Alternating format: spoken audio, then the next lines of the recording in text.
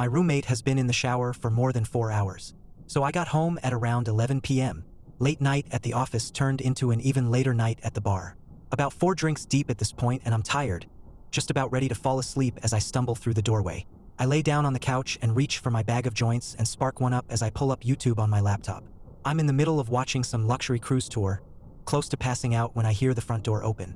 I sit up and turn my head slightly, just enough to see my roommate coming in. He hangs his jacket in the closet and doesn't say anything and walks slowly to his room, which is normal enough. I'd been living with him for about 3 months, long enough for me to pick up on most of his tendencies. The guy really doesn't talk unless spoken to, which was far from a problem for me. He also generally kept things clean on his end, never causing much in the way of problems. I really couldn't complain, so I go back to watching YouTube and about 5 minutes later I hear the shower in his room turning on. Once again, nothing strange. At this point, I'm watching bare-knuckle boxing highlights with my eyes half open, maybe 1 or 2 minutes away from passing out. I remembering waking up in darkness, my head hurting, my throat dry as hell. I sat up slowly, waiting for the grogginess to settle into something manageable. Once it did, I grabbed my phone, checked the time. Around 3:30 a.m. from what I remember. I was starving and so I got up, began walking towards the fridge. And then I noticed it, a soft, but ever-present noise in the background. It took me a few seconds to really recognize what it was. The shower. Suddenly the events of last night began replaying in my head. Drinking at the bar, Ubering home, laptop, couch, my roommate coming home, the shower turning on. I stood there for a while trying to make sense of it. Maybe he went to bed and forgot to turn it off? I shook my head. There's no way that happened, I thought. Maybe he slipped and fell?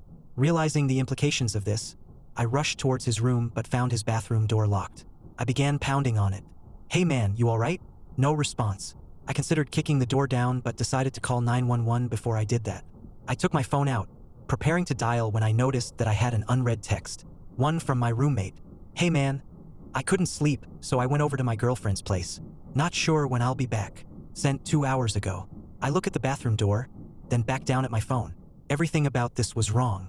First of all, my roommate barely texts me, and certainly never to tell me that he's going out. Second of all, I know for a fact that he's single and has been for a while. And third of all, who the fuck was in the shower then? I tried calling him. No answer. Sent him some texts but no response. I walked over to his desk and saw that his keys and wallet were still beside his laptop. My head's starting to spin at this point and I get out of there, go back into the living room and turn on the lights. I'm pacing around in a circle, trying to follow the plot while also trying to ignore the shower. A noise that I never could have imagined being so dreadful in any context. Sometime later, I hear something vibrating on the kitchen counter. I move towards it and see that it's a phone. My roommate's phone. The panic begins setting in and immediately I grab my keys and run out of the apartment. I make my way down the hall and take the stairs down to the lobby, but even that doesn't seem far enough away, and so I make my way over to the McDonald's across the street. I sit there for a while, considering calling the cops, but for some reason feeling too nervous to do so. But even though there's hardly anybody in there, the place begins to feel suffocating, and I decide to leave, walking back out onto the empty streets.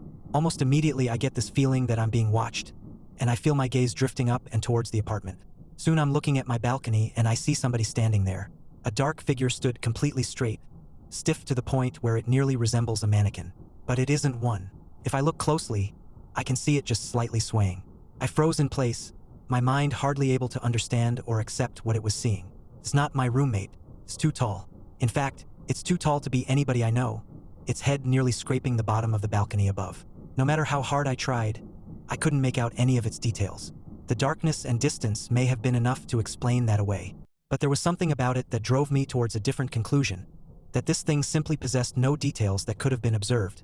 That the only element of its composition was that of unadulterated darkness. Of course, my gut instinct was to get the hell away from it. But the voice in my head was telling me that if I were to try and run, this thing would end up following me. I went back into the McDonald's instead, locking myself in the bathroom as I finally dialed 911. I told the operator that somebody had broken into my place but that I had gotten out of there without them noticing, but that they were still in there. It was the story that most accurately represented the situation without making me come across as Batshit. The operator told me that they'd be sending somebody over for me to hang tight.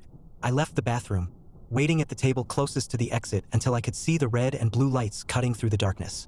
I went outside to meet the cops, looking up at the balcony to find it empty, though the door to the living room had been left open.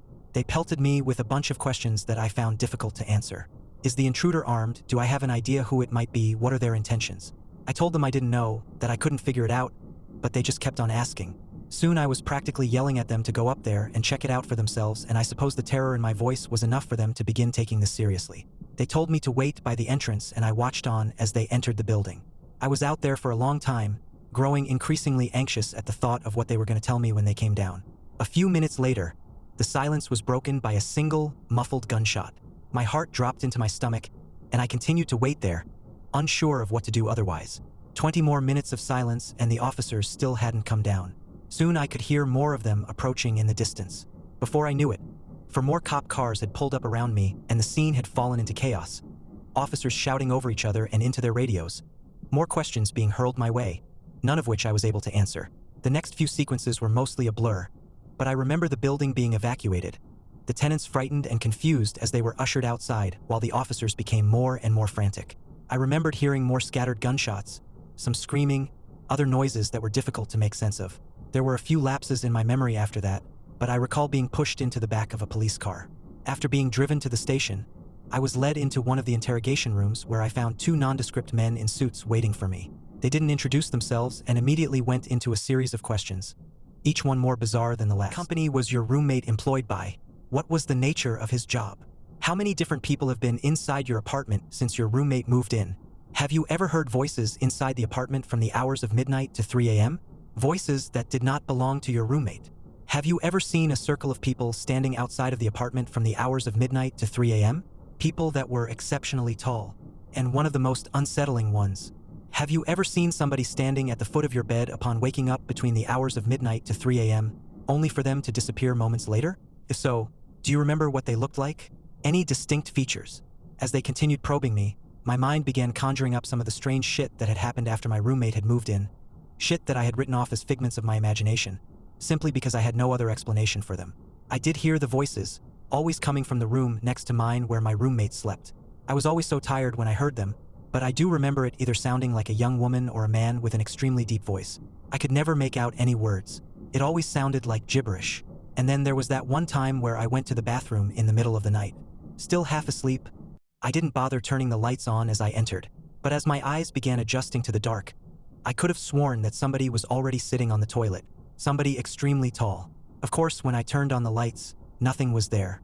It was easy to chalk it up as a product of late-night drowsiness at the time, and I had never really thought about it since.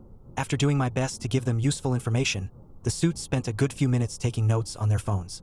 Once they were done, they sat up quickly, told me that they'd be in touch before leaving the room. A cop came in a few minutes later and told me that since I couldn't return to the apartment, they would set me up in a nearby hotel until they were able to get the situation under control, and that I should stay put until they gave me a call. What happened? I asked him. What did you guys find up there? He stared at me for a long time, not as if he were deep in thought, but as if he held deep aversion for what he was considering telling me. Eventually, he just shook his head. I don't know, he said. I mean, I really don't know. I nodded, tried to smile, though I'm sure it didn't come across very well. It's the next day now, and I'm in the hotel. Of course, I couldn't sleep, couldn't really eat. The officer hasn't called me yet. When I try searching up information about the evacuation on the internet, all I can find are articles claiming that it was due to a fire. A fucking fire. Update. I fell asleep and I just woke up. It's 1 a.m. now, and I can hear the shower.